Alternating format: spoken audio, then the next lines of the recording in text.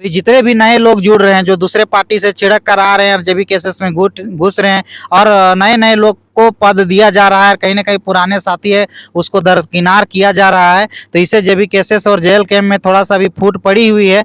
झारखंड पूरा संकट में है। संकट में इसलिए आपको बता रहे हैं क्योंकि 24 साल बीतने के बाद भी यहाँ के सिर्फ नेताओं का विकास हुआ है, यहाँ पर पूंजीपतियों का विकास हुआ है, यहाँ पर बाहरी लोगों का विकास हुआ है। यहाँ पर जो खतियानी लोग हैं, जो झारखंडी है, मूल रूप से झारखंडी है, उनका सिर्फ शोषण ही हुआ है। विकास का तो छोड़ दीजिए, विकास की बात छोड़ दीजिए, सिर्फ उनका शोषण हुआ। नए नए जो संगठन में जुड़ रहे हैं, जो दूसरे पार्टी से आ रहे हैं, कहीं ना कहीं हो सकता है कि वो लोग पार्टी को फोड़ने के लिए पहुंच रहे हों। जरूर जो पुराने साथी हैं, जिन्होंने शुरुआती आंदोलन को जीरो से हीरो बनाने का काम किया, उसको कहीं ना कहीं आज दरकिनार किया जा रहा है। बहुत ऐसे साथी है जो जेबी केसेस से नाराज है। जोहार, नमस्कार। मैं सुरेंद्र कुमार और आप देख रहे हैं खतियानी खबर। अभी हमारे साथ झारखंड बचाओ ब्लॉग चलाते हैं कुलदीप जी हैं, जो रामगढ़ से हैं। आइए इनसे ही जानने की कोशिश करते हैं, कुछ परिचर्चा करते हैं। दादा, सबसे पहले जोहार। जोहार जोहार, आपके जितने भी व्यूअर है सबको हमारी तरफ से खतियानी जोहार। झारखंड बचाओ ब्लॉग आपने क्यों शुरू किया, इसका मकसद क्या है? जी दादा, देखिए, झारखंड बचाओ ब्लॉग शुरू करने का पीछे हमारा बहुत सारा मुद्दा रहा। बहुत सारा सोच विचार करके हमने इस चैनल को क्रिएट किया है।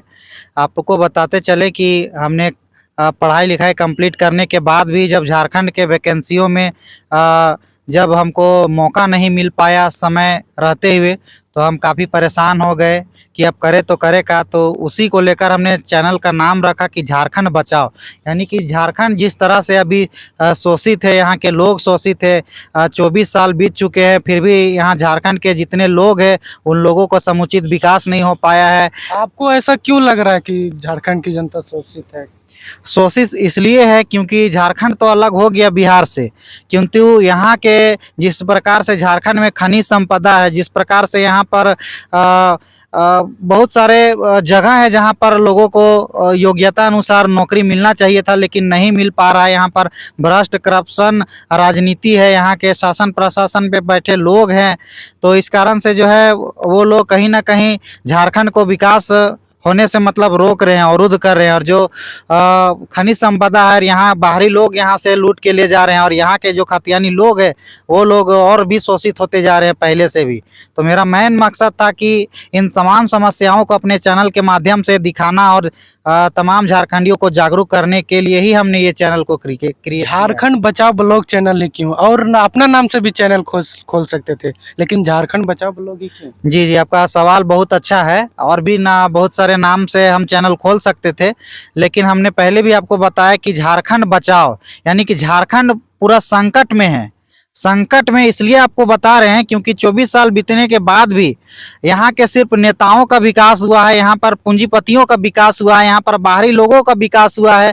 यहाँ पर जो खतियानी लोग हैं, जो झारखंडी है, मूल रूप से झारखंडी है, उनका सिर्फ शोषण ही हुआ है। विकास का तो छोड़ दीजिए, विकास की बात छोड़ दीजिए, सिर्फ उनका शोषण हुआ है। इसी उद्देश्य से इन्हीं लोगों को बचाने के लिए, झारखंड को बचाने के लिए हमने अपने चैनल का नाम झारखंड बचाओ ब्लॉग्स रखा है। आप अपना चैनल में उस खबर को दिखाते हैं जो बड़े बड़े मीडिया वाले नहीं दिखाते, इस पर क्या कहना चाहेंगे? जी जी जी, बड़े मीडिया वाले इसलिए नहीं दिखा सकते हैं क्योंकि वो लोग किसी न किसी पार्टी से उनका साठगांठ रहता है। और हम लोग जो है कि स्वतंत्र है, हम लोग जो झारखंड में बीत रहा है, जो हो रहा है, वो चीज़ दिखाने का प्रयास करते हैं।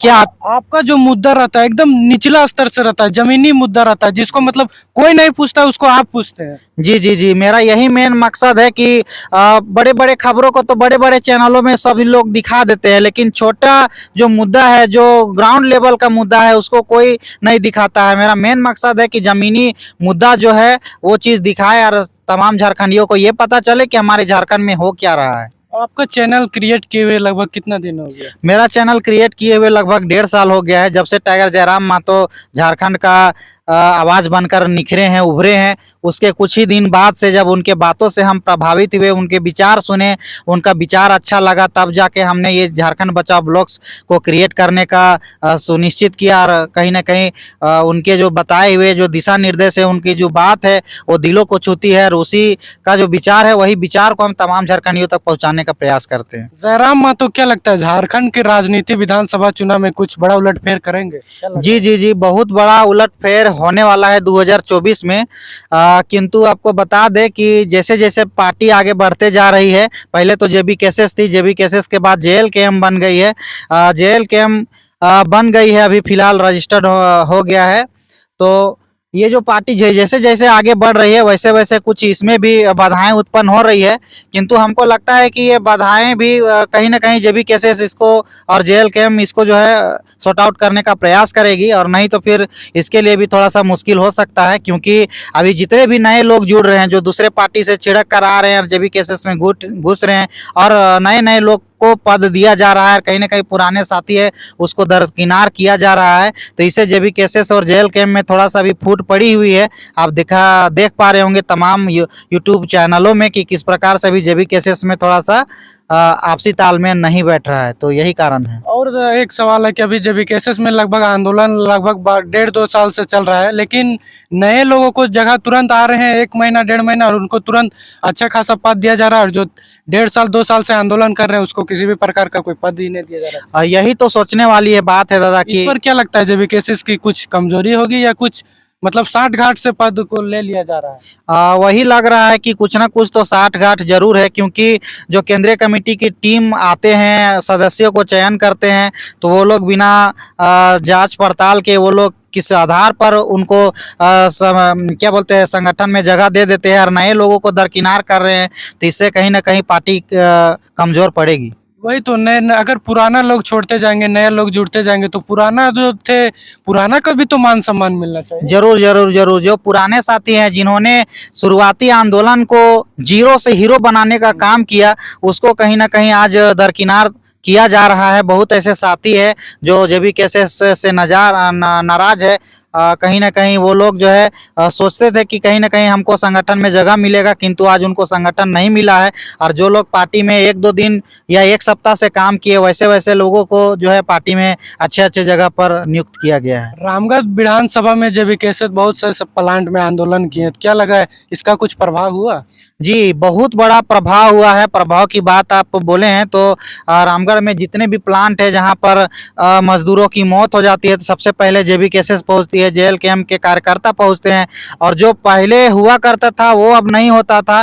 कहीं कि पहले जो किसी का मृत्यु हो जाती थी, जब जेबी केसेस नहीं थी, तो गेट को जो है लॉक करके एक बंद कमरे में पहले वार्ता होता था। किंतु जब से टाइगर जयराम महतो ने नज़र खोला है, जब से झारखंड की राजनीति पर जयराम महतो आए हैं, तब से जो है एक खुला मंच में, एक बंद कमरे में ना होकर एक खुला जगह में जो है आपसी बातचीत होता है, और वहीं पर तय होता है कि क्या इसको मुआवजा मिलना चाहिए, नहीं मिलना चाहिए। यानी सार्वजनिक हो गया है। अब पहले जो ये सार्वजनिक नहीं था, नेता मंत्री लोग आते थे, अपना साठगांठ करते थे प्लांट वाले के साथ में, और कहीं ना कहीं उसको कम मुआवजा दिया जाता था।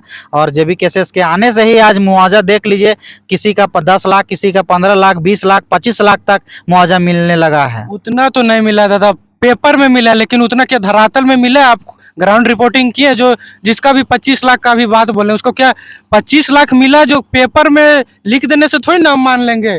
जो धरातल में मिला, 1 लाख मिला फेस टू फेस, उसके बाद तो चेक में दिया, वो पेपर में जो लिखाया, आप धरातल में उसको मिला या नहीं, बाद में उसको आप जांच पड़ताल किए हैं? जी जी जी, जांच पड़ताल किए हैं। रांची का ही एक जगह था जहां पर 25 लाख का मुआवजा मिल चुका है। रांची का छोड़िए, हम यहाँ आपका सामने लोकल का बोल रहे हैं। हाँ, लोकल का ही हम उदाहरण देते हैं।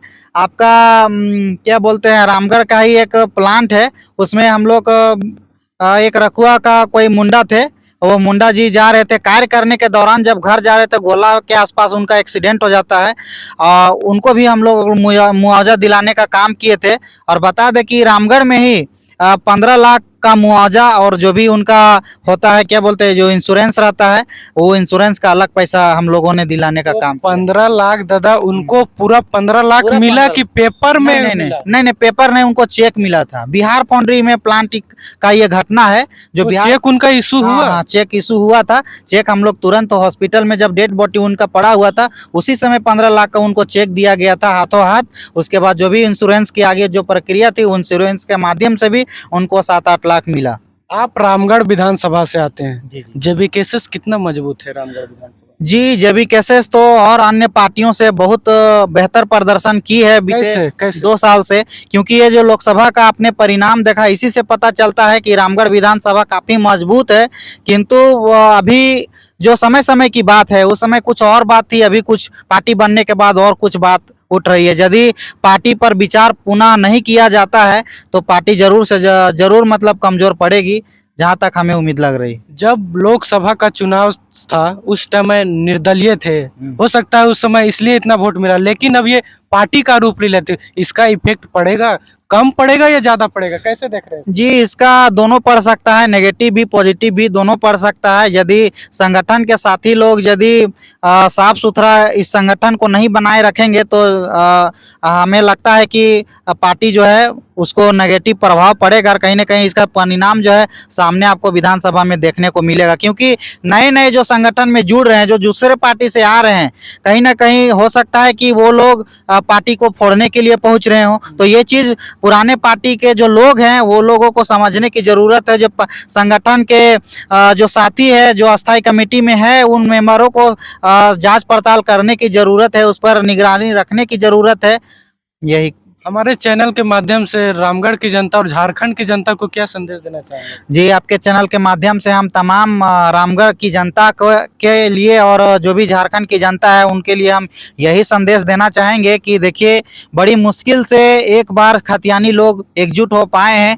कृपया इसे एकजुट बनाए रखें, और जो 24 साल में परिवर्तन नहीं हो पाया है, उस परिवर्तन को करके दिखाना है इस 24 साल के बाद में। और जो खतियानी पार्टी है उसको हम यही कहेंगे कि एक बार समर्थन दे के देखिए, और सरकार में एक बार बना के देखिए। ये जरूर पार्टी एक बार बदलाव करेगी और झारखंड में अच्छे हितों को लेकर आएगी, जो खतियानी भाई के लिए जो है कहीं ना कहीं मील का पत्थर साबित होगा, और कहीं ना कहीं ये झारखंडी हित में जरूर काम करेगी। अंतिम सवाल है, अभी हम कोलवारी क्षेत्र में यहाँ का कोयला बाहर दिया जाता है, यहाँ स्थानीय लोगों को चोरी छुपे लेना पड़ता है, इस पर क्या कहना है? ये बहुत दुर्भाग्य की बात है कि हमारी खतियानी जमीनों पर ही कोलियरी बसा हुआ है, और देख सकते हैं कितना अभी बड़े एरिया में माइंस यहाँ पर कार्य कर रही है। ये कर्मा प्रोजेक्ट है, रामगढ़ का कर्मा प्रोजेक्ट। आपको बताते चले कि इस प्रोजेक्ट में भी बहुत सारे ऐसे खतियानी भाई लोगों का जमीन गया है, जिसको अभी तक मुआवजा तो दूर की बात, नौकरी भी नहीं मिल पाया है। इस तरह से गरीब शोषित लोग जो है अपनी आवाज़ को नहीं उठा पाते, उनको दबा दिया जाता है। कहीं ना कहीं यहाँ की जो कंपनियां हैं वो जबरन काम कर रही है, और यहाँ का खनिज संपदा को बाहर बेचने का काम कर रही है। यही कहेंगे। तो अभी हमारे साथ आपने सुना कि खतिया मतलब झारखंड बचाओ ब्लॉक के ओनर थे कुलदीप जी, जो रामगढ़ विधानसभा से आते हैं और अपना एक चैनल चलाते हैं, जो छोटी छोटी मुद्दे को चलाते हैं, जिसको कोई नहीं पूछता है उनको दिखाते हैं। और खतियानी खबर से जुड़े रहने के लिए आप सभी का धन्यवाद। जोहार, जय झारखंड।